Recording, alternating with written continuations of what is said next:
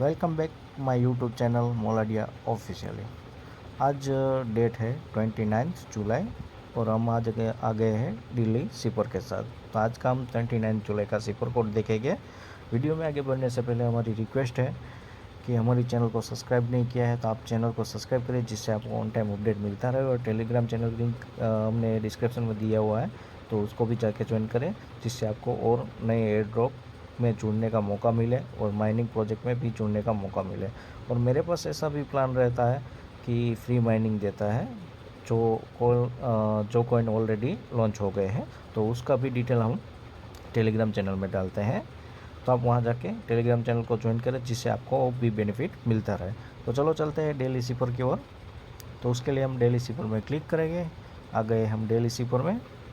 तो आज का पहला वर्ड है बी। तो बी के लिए एक बार होल्ड, 3 बार टैप।